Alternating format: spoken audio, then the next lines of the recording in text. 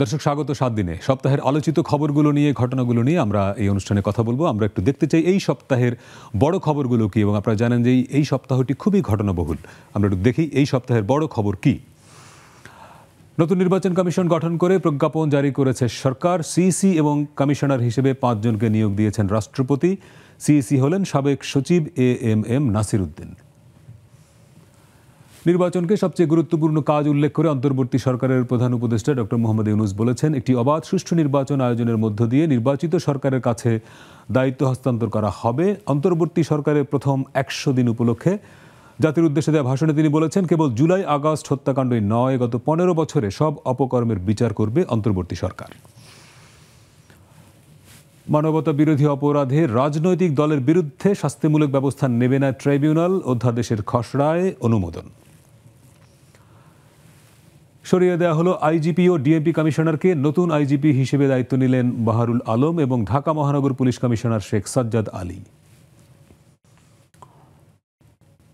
পোশাক কারখানায় অস্থিরতা বন্ধ হচ্ছে না। এলসি সংকটে কাঁচামাল আমদানি করতে না পারা সহ নানা কারণে বেক্সিমকোর 24টি কারখানা বন্ধ। চাকরি হারানোর ঝুঁকিতে এস আলমের লক্ষাধিক কর্মী। রাজধানীতে ব্যাটারি চালিত রিকশা বন্ধের নির্দেশ হাইকোর্টের। প্রতিবাদে চালকদের বিক্ষোভ, সেনাবাহিনীর ধাওয়া। বিশ্ববিদ্যালয় রূপান্তরের দাবিতে রাজধানীর সরকারি তিতুমির কলেজ শিক্ষার্থীদের বিক্ষোভ। ঢাকা বিশ্ববিদ্যালয় অধিভুক্ত 7 কলেজকে স্বতন্ত্র করার বিষয়ে কাজ চলছে, জানালেন শিক্ষা উপদেষ্টা। সেন্ট মার্টিনে স্থানীয় বাসিন্দাদের চলাচলেও নিয়ন্ত্রণ। প্রশাসনিক অনুমতি ছাড়া টেকনাফে যাওয়া আসাও বন্ধ। মিয়ানমারের আরাকান আর্মির অপহরণের শিকার 11 বাংলাদেশির হদিস নেই। এই হচ্ছে এই সপ্তাহের উল্লেখযোগ্য খবর। এখান থেকে কয়েকটি খবর নিয়ে আজকে আমরা কথা বলতে চাই। আমাদের সঙ্গে স্টুডিওতে একজন সম্মানিত অতিথিকে আমরা আমন্ত্রণ জানিয়েছি, সেই সঙ্গে ঢাকার বাইরে থেকে আমরা আরো 2 জনকে যুক্ত করব। আমি আমন্ত্রণ জানাই সিনিয়র সাংবাদিক এবং বিশ্লেষক হাসান মামুনকে।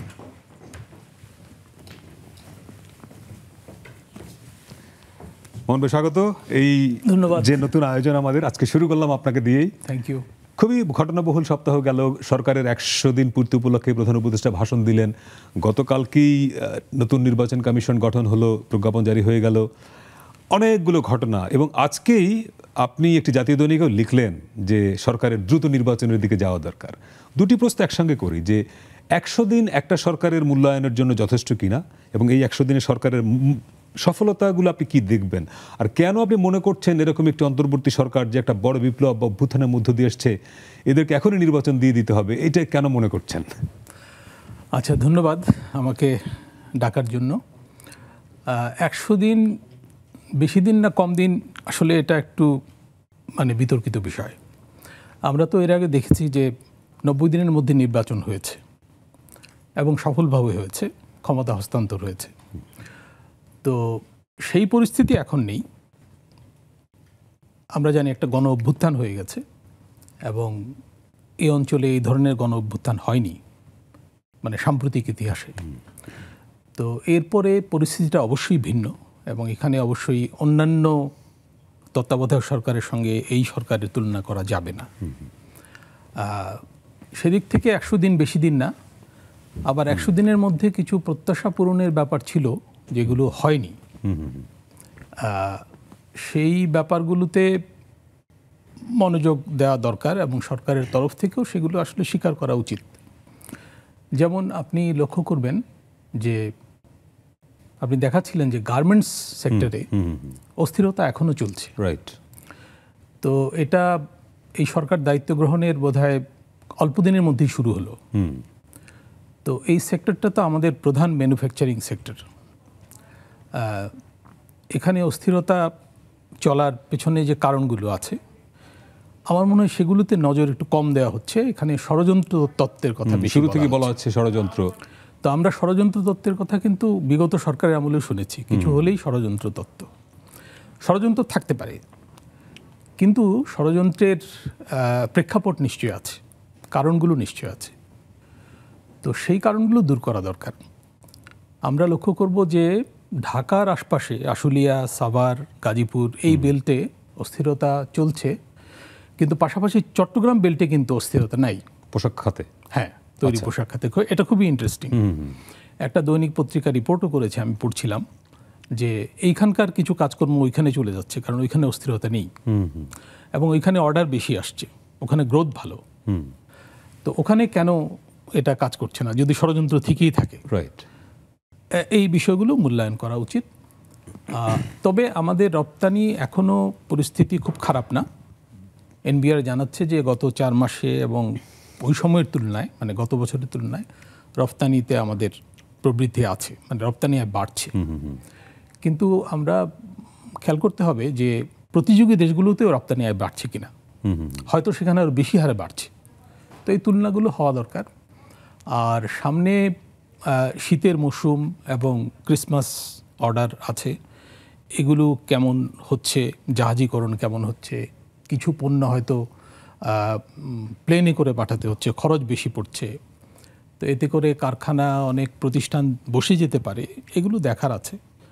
আর আমাদের সব শিল্প খাতে কিন্তু গ্যাস বিদ্যুতের সংকট এটা আছে, শুধু গার্মেন্টস না, সব ক্ষেত্রেই আছে। এটা ওষুধ কারখানায় বিদ্যুতের উৎপাদন তো কমেছে, বিদ্যুৎ সাপ্লাই নিয়ে সমস্যা দেখা দিয়েছে, গ্যাস সরবরাহ নিয়ে সমস্যা আছে। আমাদের সার কারখানা চালু রাখার ক্ষেত্রে চ্যালেঞ্জ আছে। সামনে কিন্তু আমাদের সারের চাহিদা বাড়বে, কারণ সামনে হচ্ছে বড় মৌসুম, তাই না? রাইট। এবং সারের চাহিদা কিন্তু পেঁয়াজ, আলু এগুলোতেও আছে। পেঁয়াজ, আলুর একটা সংকট চলছে। আমরা দাম গার্মেন্টসকে ফোকাস করছেন তো, এবং আমরা দেখলাম যে অন্তর্বর্তী সরকার দায়িত্ব নেওয়ার পরে বাণিজ্য উপদেষ্টা কেউ ছিলেন না, এটি বেসিক্যালি অর্থ উপদেষ্টা তিনি দেখছিলেন। এবং অনেকদিন ধরে দাবি ছিল এরকম নাগরিক সমাজের তরফ থেকে যে বাণিজ্যের জন্য একজন আলাদা, এবং সেটি সম্পূর্ণ দেওয়া হলো। তার মানে এই যে গার্মেন্টসকে সরকার যে বিশেষভাবে ফোকাস করলো না, কিন্তু আমরা শুরু থেকেই সাভার আশুলিয়া প্রতিদিনই কম বেশি বিক্ষোভ দেখলাম। নতুন উপদেষ্টা দায়িত্ব নেওয়ার পরে কি আপনার মনে হয় তিনি জায়গাটা ফোকাস করছেন? হ্যাঁ, তিনি তো ফোকাস করারই কথা। তিনি দুটো জায়গায় ফোকাস করবেন। একটা হচ্ছে যে বাজার পরিস্থিতি, পণ্য বাজার, সেটা করতেই হবে তাকে, কারণ আমরা দেখছি একটা হাই ইনফ্লেশন চলছে এবং অক্টোবরে কিন্তু ইনফ্লেশন বেড়েছে। মানে সার্বিক মূল্যস্ফীতি আমরা যেটা বলি এবং খাদ্যপণ্যের মূল্যস্ফীতি, এটা দুটোই বেড়েছে এবং এই সরকার দায়িত্ব নেওয়ার পরে এই মাসে সবচেয়ে বেশি বেড়েছে। তো এখন একটা জিনিস ভালো যে সরকার অন্তত আশা করা যায় যে মানে ইনফ্লেশনের তথ্যে ম্যানিপুলেশন করছে না, যেটা বিগত সরকারের আমলে হয়েছিল বলে ব্যাপক অভিযোগ আছে। সেটা বলছে, যেটা সত্য। এবং ইউনূস সাহেব কিন্তু বক্তৃতায় বলেছেন যে আমরা কোনো কিছু লুকোছাপা করছি না। লুকোছাপা কথাটা খুব ইন্টারেস্টিং। অর্থাৎ আগে লুকোছাপা হয়েছিল, যেমন রপ্তানি তথ্য নিয়েও লুকোছাপা হয়েছিল, এটা নিয়ে বিরাট কেলেঙ্কারি হয়েছিল, রপ্তানি বাড়িয়ে দেখানো হচ্ছিল এবং যে কারণে অনেক দিন কিন্তু এই যে রপ্তানি উন্নয়ন ব্যুরো তথ্যও দিচ্ছিল না যে আমরা ঠিকঠাক করে তথ্য দেব। যাই হোক, সেই তথ্যগুলো এখন দেওয়া হচ্ছে। তো সেই তথ্যেও কতগুলো প্রচ্ছন্ন ব্যাপার থাকে, যেমন আমাদের ইপিজেড থেকে যে পণ্যটা বিক্রি হয় সেটাও রপ্তানি হিসেবে দেখানো হয়। এই হিসাবায়নগুলো ঠিক হতে হবে, তাহলে আমরা প্রকৃত চিত্রটা পাবো। যাই হোক, আমি যেটা বলছিলাম যে গার্মেন্টস শিল্পে অস্থিরতা, এটা একটা বড় ব্যাপার। আরেকটা হচ্ছে শিক্ষাঙ্গনে অস্থিরতা, এটা কিন্তু চলছে। এটা এই সপ্তাহে জুড়ে তো এটা সাংঘাতিক। এবং শুধুমাত্র যে ঢাকা বিশ্ববিদ্যালয়ের অধিভুক্ত 7টি কলেজের শিক্ষার্থীরা, কিন্তু স্পেসিফিকভাবে তিতুমিরের শিক্ষার্থীরা, এর বাইরে আর একটা সংকট এটি প্রতিনিয়তই ঘটে। ঢাকা কলেজ, পাশে সিটি কলেজ, আইডিয়াল কলেজ, 3টে কলেজের শিক্ষার্থীরা মাঝে মধ্যেই নিজেদের সংঘর্ষে জড়ায়। এটি একটা, কিন্তু আমার মূল যে প্রশ্নটা ছিল যে তার মানে কি আপনি মনে করছেন দেশের যে অবস্থা এটি অন্তর্বর্তী সরকার ডিল করতে পারছে না বলে দ্রুত নির্বাচন দেওয়ার দরকার, এরকম মনে করছেন কিনা? আচ্ছা, আমি যেটা সেই প্রশ্নের উত্তরটা নিব, একটা বিরতির থেকে এসে উত্তরটা নিচ্ছি। দর্শক, একটা ছোট্ট বিরতির সময় হলো, ফিরছে একটু পরেই, সঙ্গে থাকবেন।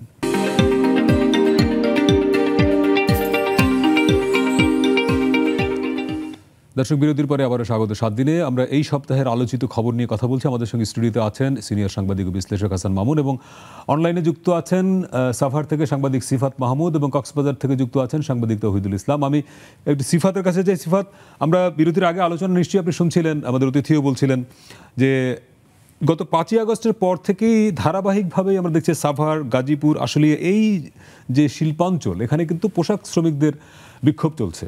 সরকারের তরফ থেকে কিছুদিন বলা হয়েছিল ষড়যন্ত্র, আবার সেখানে বিভিন্ন দাবি দেওয়া, তাদের বেতন ভাতা, নানা রকমের। সাংবাদিক হিসেবে আপনি প্রতিদিনই ঘটনাগুলো কাভার করছেন, মানে আপনার পর্যবেক্ষণ কি আসলে এই বিক্ষোভের কারণগুলো কি? শুধুমাত্রই কি নির্দিষ্ট কয়েকটি কারখানায় হচ্ছে নাকি সামগ্রিকভাবে হচ্ছে? ধন্যবাদ নেক্সাস টেলিভিশনের কলাকৌশলী সহ আজকের অনুষ্ঠানের উপস্থাপক অতিথি সহ দর্শকদের। তো যে বিষয়টি আমাকে আপনি বললেন সে বিষয়টি সম্পর্কে যদি আমি বলতে চাই, আমি প্রতিদিনই কিন্তু এই শিল্প অঞ্চলের নিউজগুলো কভার করে থাকি। আর যে বিষয় বললেন যে অস্থিরতার কারণটা, এটি শুধু একটি দুটি কারখানাতে নয়, এটি গত 5 আগস্টের পর থেকে কিন্তু প্রায় প্রতিটি কারখানায় এইভাবে অস্থিরতা চলতো। এই অস্থিরতার কারণে প্রায় 2 শতাধিক কারখানা কিন্তু বন্ধ ছিল। বন্ধ থাকার ফলে শ্রমিকরা কিন্তু অনেকটাই সে সময় ক্ষতির মুখে পড়েছিল। আর এখন বর্তমান যে পরিস্থিতিটা আছে, এখন কিন্তু একবারে অস্থিরতা সাভার আসলেই নেই বললে চলে। হঠাৎ সাভার আসলেই যদি আমি বলি যে পোশাক শিল্পের কারখানা সংখ্যা, এখানে কিন্তু 1863টা শুধু ছোট বড় পোশাক কারখানা রয়েছে। আর আজকের খবর অনুযায়ী শিল্প পুলিশের তথ্য অনুযায়ী আমরা যেটি জেনেছি বা শিল্প পুলিশে আমাদেরকে যে তথ্যটি জানিয়েছে সেটি হলো 1863 ফ্যাক্টরির মধ্যে, পোশাক কারখানার মধ্যে আজকে বন্ধ রয়েছে শুধু 2টি কারখানা। সেটি জেনারেশন নেক্সট এবং বার্ডস কারখানা, এই 2টি কারখানা বন্ধ রয়েছে। আর বাকি যে কারখানা 1861টি কারখানা, সেই কারখানা কিন্তু উৎপাদনে আছে, তারা কিন্তু পূর্বের ন্যায় উৎপাদন চালিয়ে যাচ্ছে। অস্থিরতা সাভার আশুলিয়ায় নেই বললে চলে, কিন্তু গাজীপুর যে সাভার আশুলিয়ার গাজীপুর কিন্তু সীমান্তবর্তী বা পাশাপাশি এলাকায়। এই গাজীপুরের যে বেক্সিমকো সালমান এফ রহমানের যে কারখানা রয়েছে, বেক্সিমকো কারখানা, সেই কারখানায় কিন্তু অনেক শ্রমিক কাজ করে, কয়েক হাজার শ্রমিক কাজ করে, অনেক বড় একটি কোম্পানি সেটি। এই পার্শ্ববর্তী এলাকা হওয়ার কারণে গাজীপুর আর আশুলিয়া সাভার, এই বেক্সিমকোর শ্রমিকরা যখন মহাসড়কে উঠে, এই মহাসড়ক যে ঢাকা টাঙ্গাইল মহাসড়ক কিন্তু সাভারের উপর দিয়ে গেছে। এই যখনই ওরা চক্রবর্তী এলাকায় যখন আন্দোলনটা করে সড়কের উপরে উঠে, তখন কিন্তু এর অস্থিরতা ছড়িয়ে পড়ে এগুলো কারখানাতেও। যেমন আপনি জানেন, 2 দিন আগের নিউজ ছিল, আমি করেছিলাম, আমাজন নামে একটি ফ্যাক্টরি ছিল। এই ফ্যাক্টরি কিন্তু সাভারে ছিল, আশুলিয়া এরিয়ার মধ্যে ছিল। আর এই আশুলিয়া এরিয়ার ফ্যাক্টরিটা খোলা ছিল, উৎপাদনে ছিল, তাদের মধ্যে কিন্তু কোনো ঝামেলা ছিল না। হঠাৎ করে এই বেক্সিমকো কারখানার শ্রমিকরা কিন্তু ওই কারখানাতে প্রবেশ করে, ভাঙচুর চালায় এবং আগুন ধরে পুড়িয়ে দেয়, যা অত্যন্ত দুঃখজনক বিষয় বলে আমাদেরকে জানিয়েছে কারখানা কর্তৃপক্ষ। আচ্ছা, তার মানে সিফাত, আপনার কথা যতটুকু বুঝতে পারছি যে সাভার আশুলিয়ায় ওই অর্থে এখন অসন্তোষ, অস্থিরতা ফ্যাক্টরিতে নেই, যেটা আছে সেটা গাজীপুরের ওইদিকে, বিশেষ করে বেক্সিমকোর মালিকানাধীন কারখানাগুলোয়। ব্যাপারটা এই তো মানে? আচ্ছা, কিন্তু গতকালকে যে ঘটনাটা ঘটলো, শ্রমিকরা রাস্তায় নেমে গেলেন, সেটি বোধহয় অন্য ঘটনা ছিল, 2 জন শ্রমিকের সড়ক দুর্ঘটনায় নিহত হওয়া। মানে এর সঙ্গে গার্মেন্টসের যে অন্য বেতন ভাতা নিয়ে যে সংকট, তার সম্পর্ক ছিল না, তাই তো? গার্মেন্টস শ্রমিকদের এমন একটা বর্তমানে অবস্থা, আমরা যখন নিউজ কাভারের জন্য যাই, আমি একটু পেছনে ফিরে যাই। আপনি জানেন আমাদের টেলিভিশনে এটা নিয়ে নিউজও হয়েছে, আমরাই প্রথম নিউজ করেছিলাম যে একজন শ্রমিক নিখোঁজ, 2 জন শ্রমিক নিখোঁজ, সেটা মন্ডল ফ্যাশনের শ্রমিক নিখোঁজ আসলে। এখন যারা আন্দোলন করতেছে তারা জানে না যে কে নিখোঁজ। আচ্ছা, তারা জানে না যে কে নিখোঁজ। আবার যারা এই ভাঙচুর চালায় তারাও জানে না কে নিখোঁজ। এখন যাকে নিখোঁজ বলা হচ্ছে বারবার, সেও জানে না যে সে নিখোঁজ। যখন আমরা তার কাছে গেলাম যে আমরা যখন ওনাকে বললাম যে আপনি যে নিখোঁজ, আপনি কি জানেন? উনি বললো, না আমি নিখোঁজ হবো কেন, আমি তো আমার বাসাতেই আছি। আমি বললাম, আপনাকে নিয়ে তো এদিকে আন্দোলন চলছে, এদিকে একজন শ্রমিক মারা গেল, আপনি কিছু জানেন না? বলে যে না, আমরা কিছু জানি না। তো এমন একটা অবস্থা দাঁড়াচ্ছে যে সাভার আশুলিয়ায় এই গার্মেন্টস শিল্প কারখানায় যে তৃতীয় পক্ষ, যে অনেকেই বলতেছে যে তৃতীয় পক্ষ প্রবেশ করে এই গার্মেন্টস সেক্টরকে ব্যবহার করে এই অস্থিতিশীল পরিস্থিতি সৃষ্টি করার চেষ্টা চালিয়ে। পয়েন্ট খুবই পরিষ্কার সিফাত, অনেক ধন্যবাদ। হাসান ভাই, এই জায়গাটা একটা ফোকাস যদি করেন, যে তার মানে হয়তো বেতন ভাতার সমস্যা অনেক ফ্যাক্টরিতে আছে, গুজব কার্যকর, কিন্তু গুজবও আছে, গুজব কার্যকর। তাহলে এই জায়গায় তাহলে সরকার কি করবে? গুজব কার্যকর হচ্ছে, কিছু নতুন প্যাটার্ন দেখা যাচ্ছে মুভমেন্টে। যেমন নারী শ্রমিকের চেয়ে পুরুষ শ্রমিক বাড়াতে হবে, এটাও দাবি আছে বোধহয় আছে যে আছে। তো এটা তো একটা অদ্ভুত ব্যাপার, নারী শ্রমিক নির্ভরিত এই শিল্পটা, এবং এটা নিয়ে আমরা গর্ব করতাম যে নারীর ক্ষমতায়ন হচ্ছে। তো এটা কি হচ্ছে, এটা একটু ইনভেস্টিগেট করার বিষয় যে এইরকম দাবি দেওয়া উঠছে কেন। আচ্ছা, তারপরে হচ্ছে যে কাজ দিতে হবে, চাকরিচ্যুত করা যাবে না সেটা একটা দাবি হতে পারে, কিন্তু কাজ দিতে হবে, না হলে ভাঙচুর করব, এটা একটা অদ্ভুত ব্যাপার। আচ্ছা, তারপরে হচ্ছে যে গুজবটা কার্যকর হচ্ছে। আমার মনে হয় যে একটা সার্বিকভাবে একটা অনাস্থা কাজ করছে, শুধু গার্মেন্টস সেক্টরে না, অনেক খাতে কিন্তু এটা শিক্ষাঙ্গনে আছে অনাস্থা, মানে কর্তৃপক্ষের উপর অবিশ্বাস। এটা এটা আবার উল্টো দিকেও আছে কিনা, যে ধরেন এই সরকার এসেই তো এক ধরনের মবের মধ্যে পড়লো, যে সবাই নিজের দাবি দেওয়া নিয়ে নেমে যাচ্ছে, আমার এই দাবি সেই দাবি, যে যার মতো নেমে যাচ্ছে, ফলে তার মানে নেমে যাওয়া যায়।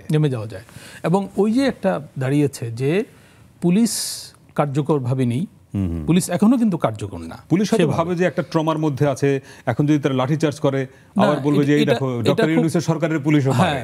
এটা খুব অদ্ভুত ঘটনা না, যে সরকারের 100 দিন পরও পুলিশের আইজি এবং এই যে সিটির পুলিশ কমিশনার চেঞ্জ করতে হলো। এটা খুব ইন্টারেস্টিং ঘটনা যে এক সরকারের আমলে 100 দিনের মধ্যেই এই ঘটনা চেঞ্জ করতে হলো।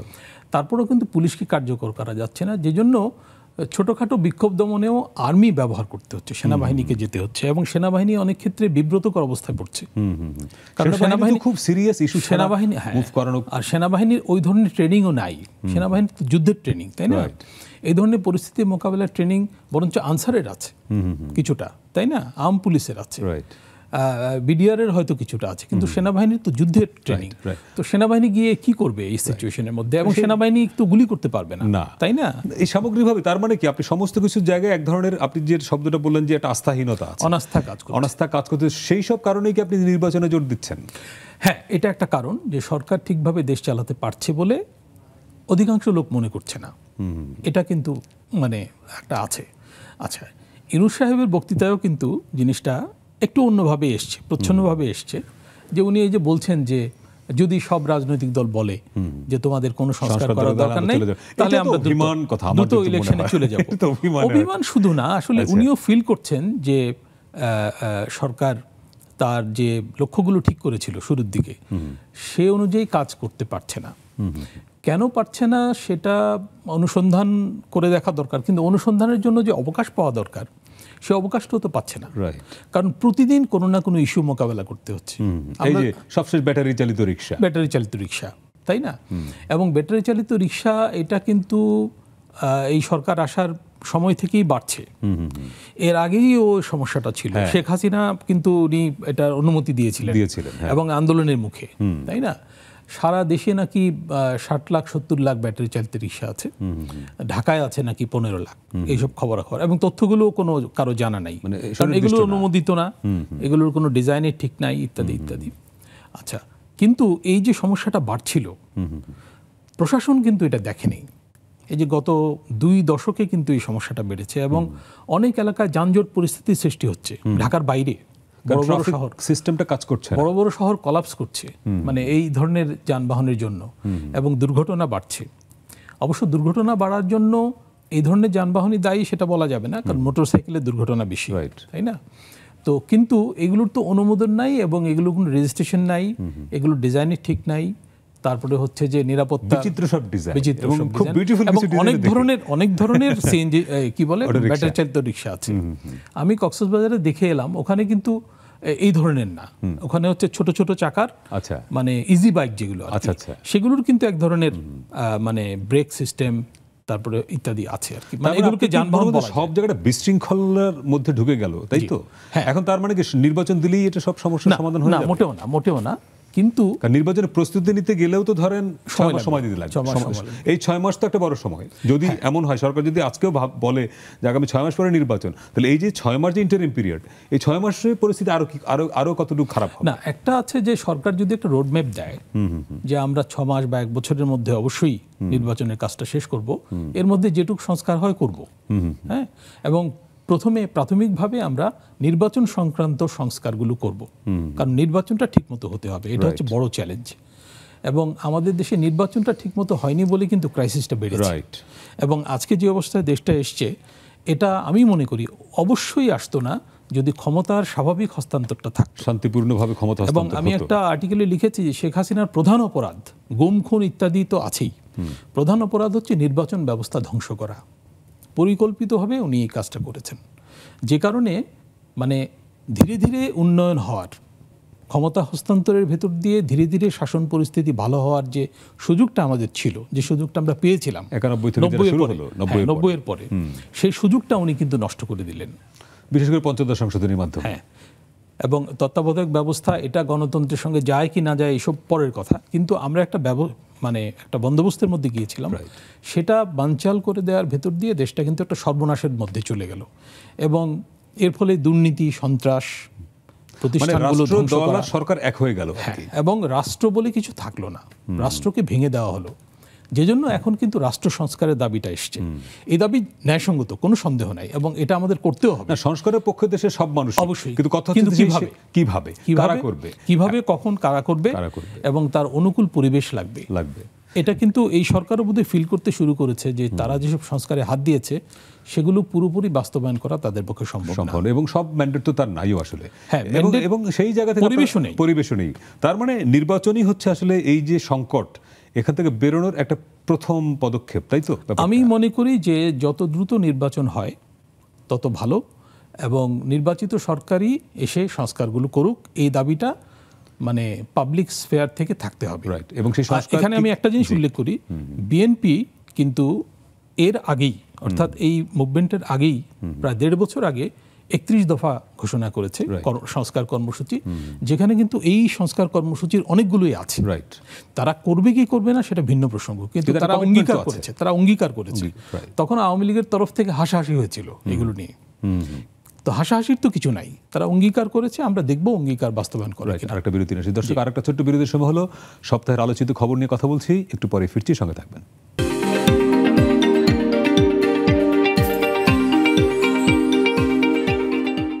দর্শক, বিরতির পরে আবারও স্বাগত 7 দিনে। আজকে আমরা সপ্তাহের আলোচিত খবর নিয়ে কথা বলছি। আমাদের সঙ্গে স্টুডিওতে আছেন সিনিয়র সাংবাদিক ও বিশ্লেষক হাসান মামুন।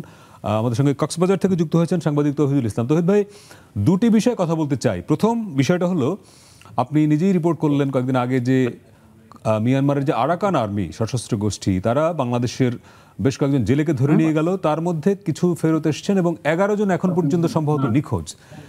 এনাদের ব্যাপারে কোনো আপডেট আছে, মানে কোনো খোঁজ পাওয়া যাচ্ছে এই 11 জনের ব্যাপারে? ধন্যবাদ। এখনো পর্যন্ত এই ধরনের কোনো খোঁজ খবর আমাদের কাছে নেই, এবং কোনো প্রশাসনের কাছেও নেই। বিজিবি বা কোস্টগার্ড বলেন, কেউ এখনো এই ব্যাপারে নিশ্চিত হতে পারেনি। তবে আমাদের কাছে যতটুকু তথ্য আছে, বিভিন্ন সূত্রের মাধ্যমে আমরা যেটা খবর পেয়েছি, সেটা হচ্ছে মিয়ানমারের একটা খালে, ওখানে আমাদের নাফ নদীর যে ইয়েটা আছে, ওটার একটা খালে, তাদের মিয়ানমার অংশের একটা খালে এই দুটা নৌকা, এই ট্রলার বোঝাই আপনার পাথর আর যে সিমেন্ট, রড যেগুলো বলা হচ্ছিল, এগুলো বোঝাই সহ ওখানে রয়েছে। কিন্তু আমাদের মানুষের খোঁজ পাওয়া যাচ্ছে না। মানুষের 11 জনের খোঁজ এখনো পাওয়া যাচ্ছে না। 5 জন জেলে যাদেরকে ধরে নিয়ে গিয়ে হয়েছিল, ওখান থেকে 1 জনের লাশ পাওয়া গেছে, কিন্তু 4 জন এখনো নিখোঁজ। ওই টোটাল 11 জনের ব্যাপারে এখনো পর্যন্ত প্রশাসন কোনোভাবে কোনো কিছু নিশ্চিত করতে পারেনি, এবং কোনো সূত্রে এখন আমরা এই ধরনের কোনো খোঁজ খবর পাইনি।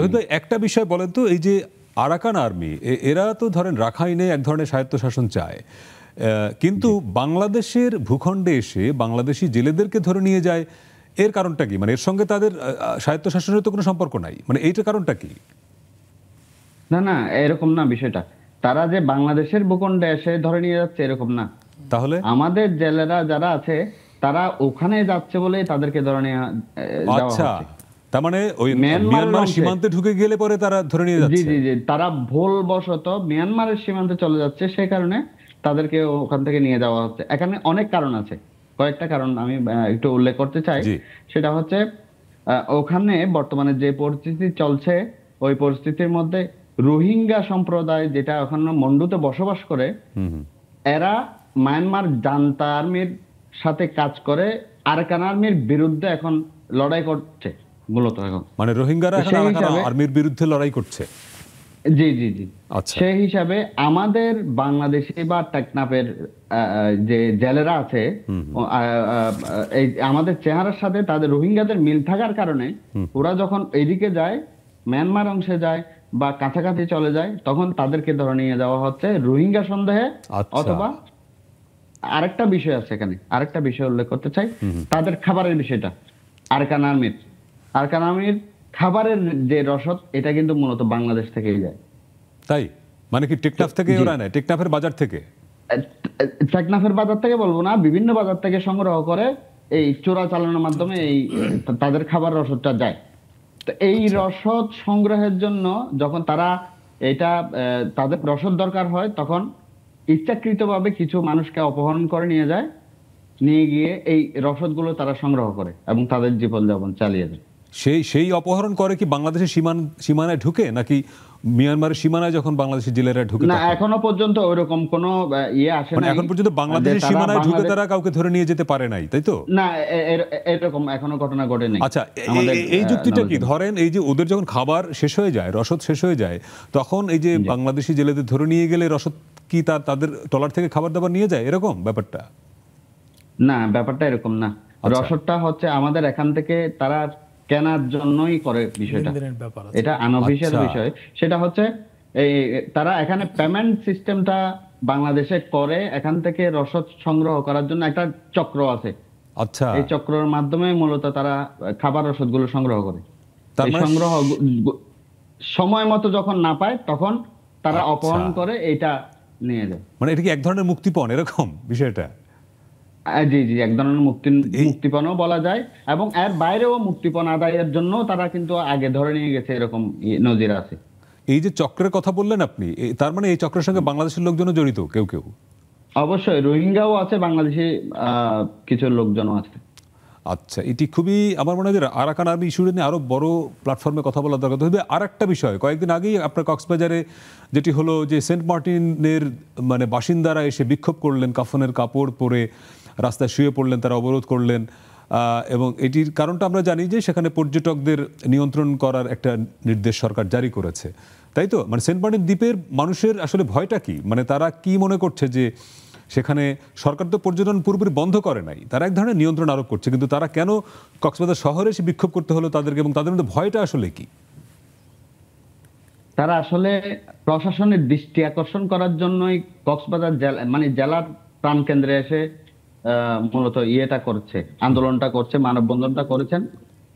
আমাদের সেন্ট মার্টিনে আমরা জানি 10,000 মতো সেন্ট মার্টিনের বাসিন্দা রয়েছেন।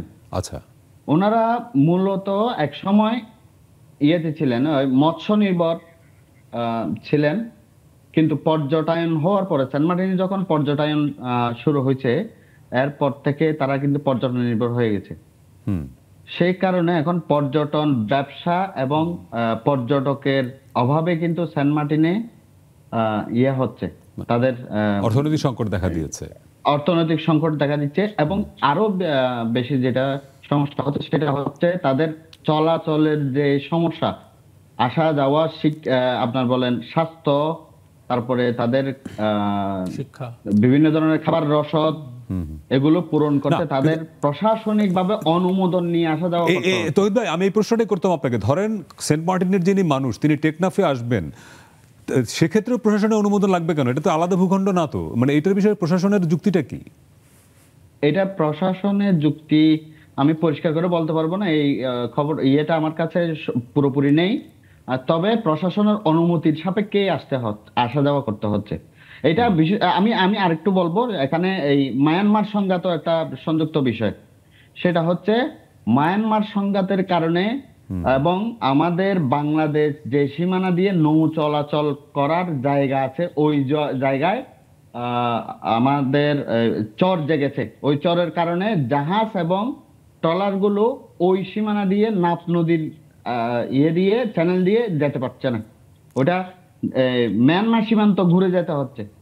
যেহেতু মায়ানমার সীমান্তে ওখানে যুদ্ধ অবস্থা চলমান, সে কারণে এটা প্রশাসন ওইদিকে এটা বন্ধ রেখেছেন, নিরুৎসাহিত করছেন এবং বন্ধ রেখেছেন। টোটালি বন্ধ রেখেছে। টোটালি বন্ধ। তো যেটা সীমিতভাবে যাচ্ছে আমাদের শাহবুরের দ্বীপ থেকে অনুমতি নিয়ে শাহবুরের দ্বীপ জেডি কার্ড দিয়ে যাচ্ছে। আর আমাদের যে জাহাজ চলাচল পর্যটন বিষয় যেটা আছে, পর্যটক যাওয়া আসা নিয়ে যেটা আছে, সেটাও এখন সমস্যার সম্মুখীন। সেটা হচ্ছে আমাদের গত যে কিছুদিন আগে আমাদের একটা ঘূর্ণিঝড়, বড় ঘূর্ণিঝড় হয়ে গেল ডানা। এই ডানার প্রভাবে কিন্তু আমাদের ইনানি জেসি ঘাটটা ভেঙে গেছে। নিউজটা আমরা করেছি, কভার করেছি। জি, তহিদ ভাই অনেক অনেক ধন্যবাদ। নিশ্চয়ই এইটা নিয়ে আরো কথা বলতে হবে। আপনাকে ধন্যবাদ। আর একটা বিরতি নিয়ে আসছি দর্শক, একটু পরে ফিরছি, সঙ্গে থাকবেন।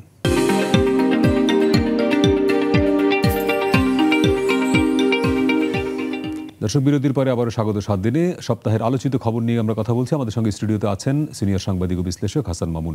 গতকালকেই নতুন কমিশন গঠিত হলো 5 সদস্যের, এবং যথারীতি মানে এর আগেও আমরা যে কমিশন দেখেছি যে একটা ফরম্যাট দাঁড়িয়ে গেছে, যে একই প্যাটার্ন, 3 জন সাবেক সচিব, একজন সাবেক জজ, একজন সাবেক সেনা কর্মকর্তা, তাই হলো, তার মধ্যে একজন নারী। আলোচনাটা অন্য জায়গায়, যে ধরেন খুব ভালো 5 জন মানুষকে আপনি বসালেন কমিশনার হিসেবে, তারা চাইলে এটা ভালো ইলেকশন করতে পারে? না, এটা শুধু ইলেকশন কমিশনের উপর নির্ভর করে না। ইলেকশনের তো অনেকগুলো স্টেক হোল্ডার আছে, মিডিয়াও একটা স্টেক হোল্ডার, রাইট? সত্যি কথা বলতে গেলে আচ্ছা, মিডিয়া, সেনাবাহিনীরও ভূমিকা আছে, এবং এই আমলে তো অবশ্যই আছে। এমনি নর্মাল সিচুয়েশনে সেনাবাহিনীর ভূমিকা আছে, মাঠ প্রশাসনের ভূমিকা আছে। তারপর হচ্ছে সরকার, কোন সরকার ক্ষমতায় আছে।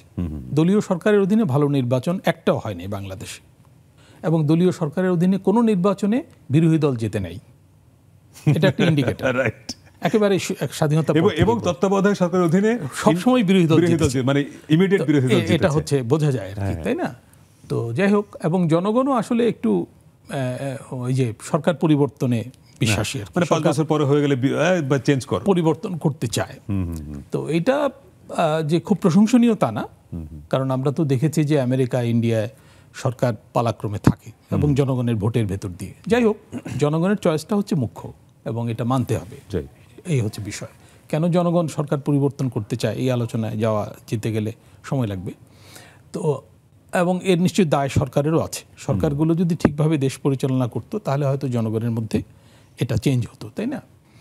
তো সরকার কী ধরনের সরকার ক্ষমতায় আছে তার উপর অনেকখানি নির্ভর করে নির্বাচন কেমন হবে, এবং সার্বিক পরিবেশের উপর। আরেকটা হচ্ছে যে রাজনৈতিক দলগুলোর একটা ভূমিকা আছে। রাজনৈতিক দলগুলোও কিন্তু নির্বাচনটা সুষ্ঠুভাবে, সবচেয়ে বড় স্টেকহোল্ডার তো তারাই, রাজনৈতিক দল, তাই না? আচ্ছা, তো এখন দেখা যাচ্ছে যে আমাদের দেশে তো প্রধান একটা রাজনৈতিক দল লাপাত্তা। তারা ক্ষমতায় ছিল দাপটের সঙ্গে, তারা এখন নেই। তারা এখন অংশবিশেষ ভারতে আছে, অংশবিশেষ দেশে আছে পলাতক অবস্থায়, তাই না? এবং তারা এক ধরনের প্রত্যাঘাত করার চেষ্টা করছে, এবং তাদের মধ্যে এই উপলব্ধিটা আসা উচিত যে প্রত্যাঘাত করে লাভ নেই। একটা পরিবর্তন, মানে পাঠাতন পরিবর্তন হয়ে গেছে, এবং তাদের যদি সুযোগ থাকে ফিরে আসার নতুন নেতৃত্বে, আমি সুনির্দিষ্টভাবে মনে করি শেখ হাসিনা এবং শেখ পরিবারের বাইরে আওয়ামী লীগকে আসতে হবে। যদি আওয়ামী লীগ রাজনীতিতে ফিরতে চায়, ক্ষমতায় ফিরতে পারবে কিনা সেটা সুদূর পরা হতো। রাজনীতি যদি ফিরতে চায়, যেটুকু সুযোগ আছে, তাদেরকে অবশ্যই নেতৃত্ব পরিবর্তন করে আসতে হবে। দুর্বৃত্ত এবং দুর্নীতিবাজ নেতৃত্বের বাইরে আওয়ামী লীগকে সংগঠন। আজকে টাইম ম্যাগাজিনে একটি ইন্টারভিউ ছাপা হলো, ইন্টারভিউ আছে, সেখানে ইনু সাহেব বলেছেন যে আওয়ামী লীগের যারা অপরাধী তাদের বিচারের পরে তাদেরকে স্বাগত জানানো হবে নির্বাচনে। বিচার এবং যেটাকে রিডেমশন বলে, মানে অনুতাপ করা, ক্ষমা চাওয়া, এগুলো অবশ্যই প্রয়োজন। এগুলোর প্রতীকী মূল্য আছে, তাই না? যে আমি অপরাধ করলাম কিন্তু ফিলও করলাম না যে অপরাধ করলাম, এটা থাকা দরকার। এটা খালি আওয়ামী লীগ না, যে কোনো রাজনৈতিক দলে থাকা দরকার। এটা জামাতের থাকা দরকার, বিএনপিও যদি করে থাকে। যেমন বিএনপি তত্ত্বাবধায়ক সরকার ব্যবস্থা কিন্তু নষ্ট করতে শুরু করেছিল বিএনপি জামাত সরকার, এবং আওয়ামী লীগ এটা শেষ করে দিয়েছে, কিন্তু শুরু করেছিল বিএনপি। আচ্ছা, তো সেটাও তাদের স্বীকার করা দরকার। তাদের বিরুদ্ধে যেসব অভিযোগ আছে সেগুলো যদি অপরাধমূলক হয়, সেগুলো স্বীকার করা দরকার। তবে বিএনপির মধ্যে কিন্তু একটা নতুন ধরনের চেহারা বিএনপির ভেতরে দেখা যাচ্ছে, বিএনপির নেতৃত্বে, বিশেষ করে তারেক রহমানের মধ্যে। উনি নিজের জন্মদিন পালন করতে নিষেধ করছেন, এবং নামের আগে বিশেষণ, আমরা তো বিশেষণে বিশ্বাসী, প্রত্যেকে নামের আগে একটা বিশেষণ লাগাতে চাই ইত্যাদি। তো এই কালচার থেকে বেরিয়ে আসা দরকার। পরিবারতন্ত্রের বিরুদ্ধে উনি কথা বলছেন। আমি একটা ফেসবুকে স্ট্যাটাস দিয়েছি যে তাকে তাহলে একটা ঘোষণা দিতে হবে যে আমি প্রধানমন্ত্রী হব না, আচ্ছা, রাইট। মানে কারণ একটা- উনি একটা কিছু তো- উনি একটা উনি কিছু তো- নিজে তো পরিবর্তন্ত্রেরই something has to be done, something has to be done, তাই না? উনি দল পরিচালনা হ্যাঁ, করুন, উনি দলের প্রধান দল থাকলেন। পরিচালনা করুন, সংসদ নেতা হন, কিন্তু প্রধানমন্ত্রী আরেকজন হবেন। রাইট। উনি যদি এবং বলেন এবং এখন কনস্টিটিউশন কমিশন এই যে সংস্কারের তো মূল দাবিটাই এই জায়গাটা, একই এই- ব্যক্তি প্রধানমন্ত্রী, এই দলীয় কথাগুলো- প্রধান এবং সংসদ নেতা হবেন। এটা বিএনপির সংস্কার ইয়েতে আছে, Right. অঙ্গীকারেও আছে। বিএনপি যখন অঙ্গীকার করে যে হ্যাঁ আমাদের যিনি সংসদ নেতা হবেন তিনি প্রধানমন্ত্রী হবেন নতুন না, কিছু হতে হবে। যিনি দলীয় প্রধান তিনি প্রধানমন্ত্রী হবেন হবেন না। তো এইগুলো হওয়া দরকার, মানে something has to be done. তো তাহলে হবে কি, একটা ঘুরে দাঁড়ানোর ব্যাপার ঘটবে আমাদের রাজনীতিতে, এটা খুবই জরুরি। এবং রাজনৈতিক দলগুলোর মধ্যে সংস্কার হওয়া প্রয়োজন। আমি তো মনে করি যে মাঠে যেসব দল আছে এখন, বিএনপি প্রধান দল, বিএনপিরই দায়িত্ব এই গণ অভ্যুত্থানের চেতনা ধারণ করা, রাইট। এবং ধারণ করে তারা নির্বাচন, কিন্তু ফেয়ার আপনার কি নির্বাচন মনে হলে হচ্ছে না যে সরকারের সঙ্গে বিএনপির এক ধরনের সাংঘর্ষিক অবস্থা তৈরি হয়ে যাচ্ছে ধীরে ধীরে? হ্যাঁ, সরকারে মনে হচ্ছে যে বিএনপির বাইরে যেসব দল আছে, বিশেষ করে ইসলামপন্থী যেসব দল আছে, তাদের প্রভাব সরকারের মধ্যে বেশি এবং এটা মনে এবং হচ্ছে। অ্যাপারেন্টলি মনে হচ্ছে অন্তর্বর্তী সরকারে বিএনপি হচ্ছে বিরোধী দল। বিএনপি এখন বিরোধী দলের ভূমিকায় এরকম মনে হচ্ছে। হ্যাঁ, Right. সেজন্য বিএনপির জনসমর্থন বাড়তে পারে আবার। যেমন অনেকে মনে করছে যে আওয়ামী লীগের ওপর যেহেতু একটু দমন পীড়ন ইত্যাদি যাচ্ছে, দমন পীড়ন আচ্ছা, quote এখন, unquote, হ্যাঁ। তাহলে আওয়ামী লীগের প্রতি সহানুভূতি, এটা হয় আমাদের দেশে, হয় যে যারা একটু মানে নির্যাতিত হয়, হ্যাঁ, একটু গেড়াকলে মানুষের থাকে, সিম্প্যাথিটা তাদের সিম্পেথি চলে যায়, তাই না? কিন্তু সিম্পেথি দিয়ে তো সব হয় না, নেতৃত্ব লাগে। আওয়ামী লীগের তো নেতৃত্ব নাই, নেতৃত্ব ধূলিসাৎ হয়ে গেছে। তো এই দলের ফিরে আসা খুবই কঠিন।